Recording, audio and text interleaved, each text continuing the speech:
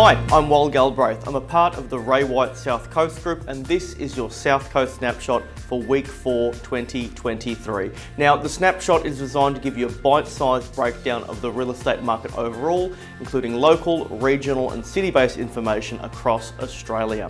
Now, all information is sourced from the AFR, leading economists on Twitter, and the Sydney Morning Herald. All information is relevant to buyers, property owners, or both.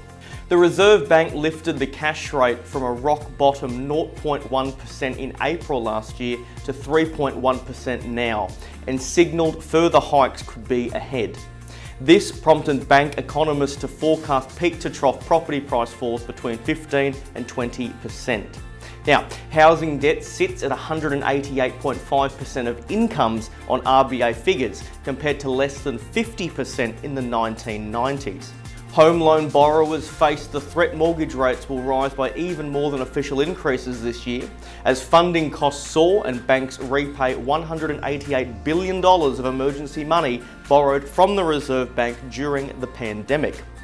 Smaller non-bank lenders have already increased variable mortgage rates more than the central bank's 3 percentage point of rate rises since last May, passing up on up to 20% more each month, while some, including Nano Home Loans and Volt Bank, have been forced to stop writing new loans or close altogether.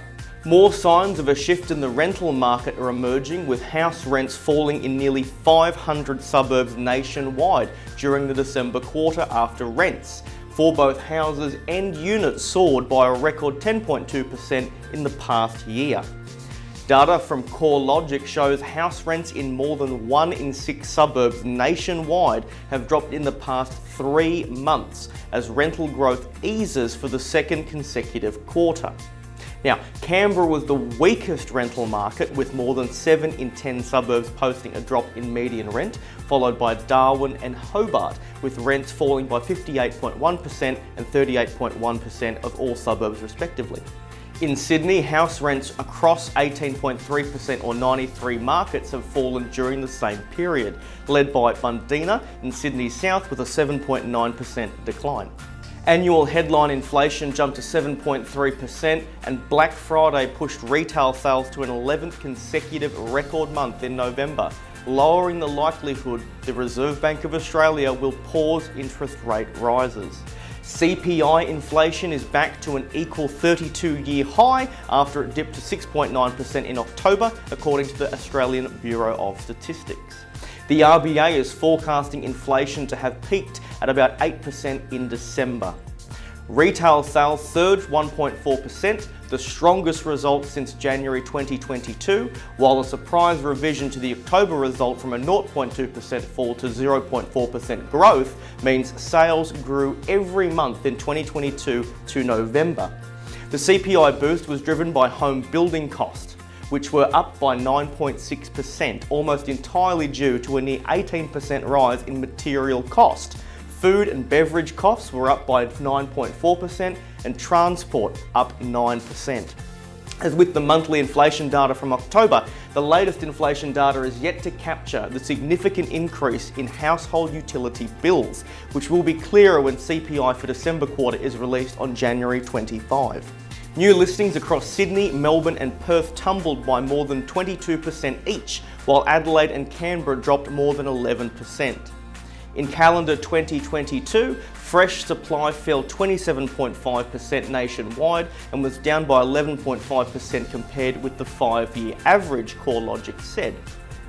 Such low advertised supply levels are unusual through a downswing, Mr. Lawler stated. Through previous downturns, we have generally seen a trend towards higher stock levels, so it seems that vendors have been reluctant to test the market through spring and early summer due to low confidence through tough selling conditions. Through the worst of the COVID-19 related downturn, inventory levels reached 3.1 months worth of supply nationwide and peaked at 3.7 months during the 2017-2019 downturn. Inventory level is calculated by taking the total number of properties advertised for sale over a rolling 3-month period and divided that by the quarterly run rate of sales. Now, this would mean that at the current rate, it would take 1.8 months to absorb the advertised supply if no more listings were added to the market.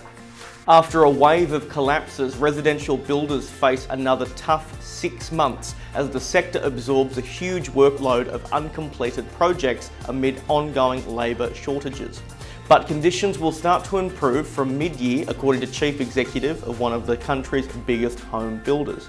Quote, "It's like a snake trying to digest a rather large animal. What we need to see is completion exceeding housing starts," Henley Properties boss Anthony Blackshaw told the Australian Financial Review. These are 6 months of hard yards to go. As the volume of work under construction eases, Mr. Blackshaw said he was confident the market would return to more normal settings by mid-year. Building material supply is okay, and detached housing approvals have dropped off quite significantly, so there will be some freeing up of resources. Eventually, there will be more concreters available and then more timber framers and so on as the return to normal works its way through the system. Henley, the nation's 8th biggest detached home builder, had planned to complete more than 2,000 homes last year, but only managed about 1,700 as it grappled with supply chain issues, rising costs and labour shortages that created havoc last year for the $200 billion sector.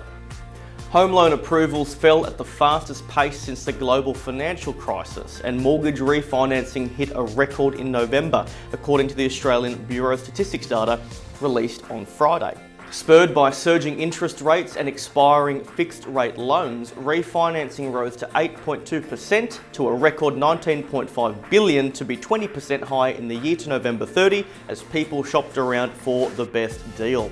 At the same time, the value of new home loans clocked a 10th consecutive fall to the lowest level since November 2020, and the total number of new home loans fell to pre-pandemic levels for the first time.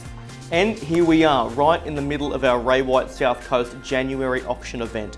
40 properties on one day, January 2023. If you'd like to know more, get in touch, we've got plenty to see. Looking to make the best use of the current marketplace? If you're either expanding your property portfolio or looking to sell your current property, get in touch today, we'd love to help. I'm Wal Galbraith with the Ray White South Coast Group, and that was your South Coast Snapshot for Week 4, 2023. Be well, catch you next time.